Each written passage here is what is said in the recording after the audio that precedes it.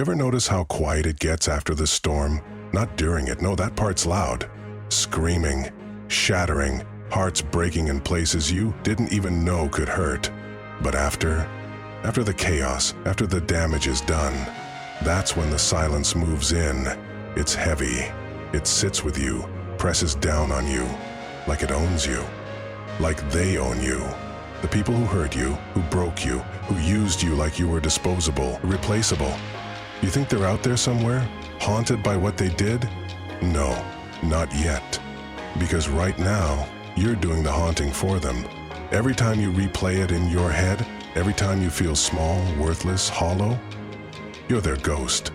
Congratulations, you're haunting yourself, so they don't have to. But here's the thing. That's not where the story ends. Not unless you leave it there. Pain has an expiration date, but guilt is immortal. And if you know how to light the fuse, you don't have to get even. You don't have to do anything to them. Life's already better at revenge than you'll ever be. You just have to stop carrying the weight they dumped on you. Drop it, right there in the dirt, and walk away. Because the second you stop bleeding from their wounds, that's when the real haunting starts for them. You think they care? Maybe. Maybe not today, maybe not tomorrow, but one day, when they're sitting alone, staring at nothing, that nothing will stare back. And it'll look a lot like you. The silence will get loud, their mind will start whispering the things they did, and they'll wish, God, they'll wish you were still broken, because as long as you're broken, they don't have to feel bad. But the moment you rise, the moment you build something out of the ruins, that's the curse they can't escape. People don't regret what they did to the ones who stayed down. They regret the ones who got back up. The ones who lived better, loved harder, thrived louder. That's the itch they can't scratch. That's the nightmare they can't wake up from. Not your pain, your healing. But here you are, stuck in phase one, letting their fingerprints define you, like you're a canvas and they're the artist. No. They were just the mess. The real art is what you do with what's left. You want to talk about darkness? Fine, let's talk about it. Darkness isn't the enemy. It's a tool, a canvas where light gets to show off. Without darkness, light's just average. But with it, it's a beacon, a rebellion. Think about it. Really think about it. Every scar you've got, proof you survived. Every crack, evidence you didn't break all the way. You're not damaged, you're detailed. You're not weak, you're written in a language only the strong can read. So stop acting like you're fragile glass when you're the shards people cut themselves on when they tried to shatter you. They wanted to hurt you? Fine. Let that hurt be the blueprint for something unbreakable. Not because you're ignoring the pain, but because you're building with it, like bricks made from the rubble. Stronger because they were broken first. You're sitting here asking, why me? Wrong question. It was always going to be you. Because not everyone's meant to be average. Some people are born to be forged in fire. You don't get to pick the flames, but you do get to decide whether you melt or harden. You think this is it? This feeling? This heaviness? Nah. It's just the part before the plot twist. The chapter before the comeback. But you've got to turn the page. You can't just sit here rereading the same paragraph of pain, hoping the words will change. You have to change. And don't you dare sit there thinking you're too far gone. That's not how it works. You're not a broken vase waiting to be glued back together. You're molten metal waiting to be reshaped. Stronger, sharper. You get to decide what you become, a weapon or a warning. Let me tell you something. Ugly people don't remember the ones who stayed sad. They remember the ones who got mad, who got up, who made something so undeniable that even their enemies had to clap. So get up. Not because it's easy, not because it doesn't hurt, but because staying down isn't who you are. You're not the story they wrote. You're the plot twist they didn't see coming. And when they're lying awake at 3 a.m. staring at the ceiling, wondering why the guilt won't shut up, that's when they'll realize it's not the bad things they did that haunt them. It's the fact that it didn't break you. You know what's funny? Not, haha, funny. The other kind. The bitter, sharp kind that tastes like metal when it hits the back of your throat. It's that life has this twisted sense of humor. It doesn't always punish the wicked or reward the good. No. Life doesn't care about your moral compass. It cares about one thing: who gets back up. You think the people who broke you are out there living guilt-free lives, smiling in pictures, laughing like nothing happened? Maybe. Probably. But here's the joke. Happiness built on someone else's pain is like cheap glue. It doesn't hold.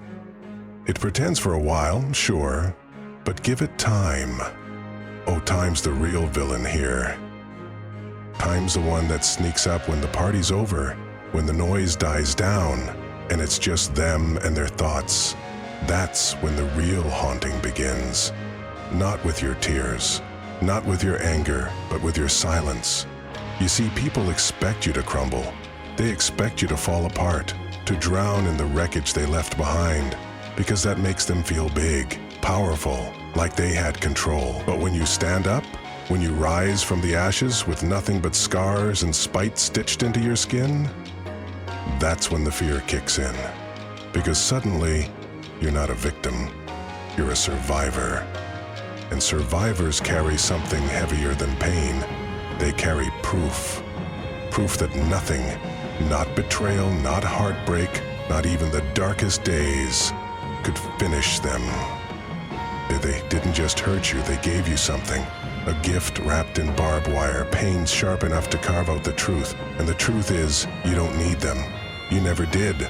All they did was show you the parts of yourself you hadn't met yet.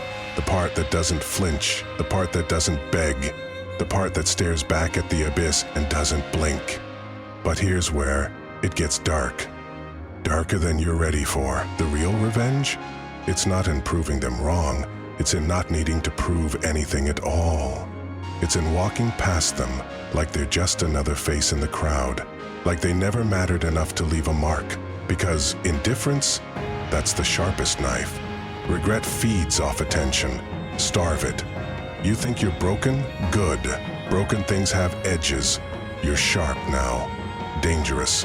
Not because you're filled with hate, but because you survived without it. That's power, quiet, heavy power, the kind that doesn't shout. It just is. People talk about closure like it's something you find, like it's hidden under rocks or tucked away in old conversations. But closure isn't found, it's made. You don't need their apology. You don't need them to understand, to feel bad, to make it right. That's giving them too much credit, too much space in your head. No.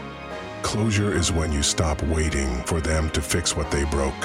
When you realize you're not glass, you're a mirror. And all they ever saw when they hurt you was their own reflection, their own weakness. Let me tell you something real, brutally real. They didn't hurt you because you were weak. They hurt you because you were strong. Because there was something in you that scared them. Maybe it was your kindness, your light, your resilience. Something they couldn't control, couldn't own, couldn't destroy, so they tried to break it. Because fragile people smash what they can't understand. But here you are, breathing, bleeding, maybe, but breathing. And that's enough. Because every breath you take without them, that's a victory. Every smile you fake until it's real again, that's a rebellion. You don't owe them your sadness.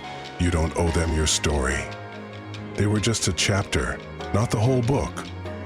You're not the person they left behind. You're the person who crawled out of that wreckage, bruised and burning, but alive.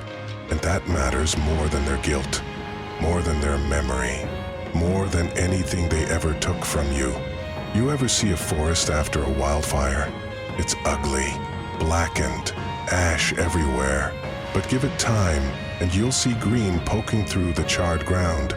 Not despite the fire, because of it. The fire didn't just destroy. It cleared the way for something new, stronger, wilder. That's you. The fire wasn't the end, it was the beginning. And one day, maybe not soon, maybe not even when you expect it, you'll laugh. Not because it's funny, but because you'll realize you're still standing, despite it all, because of it all. And they'll still be haunted. Not by ghosts, not by memories, but by the simple, crushing fact that they couldn't break you. Now get up, not because I said so, not because it's poetic or dramatic. Get up because you're not done, because this story isn't over, because the next chapter doesn't write itself. And when you do, don't look back. Let the past haunt itself. You know, people love to talk about moving on like it's some clean process, like there's a checklist. Cry a little, scream into a pillow, write some sad poetry, and then, bam, you're healed. But that's not how it works, is it? Moving on isn't some neat little package tied with a bow. It's messy. It's ugly. It's waking up one day feeling like you finally made it, only to crash the next day because a song, a street, or some random stranger's laugh pulled you right back to square one. But here's the truth no one tells you. That's part of the process.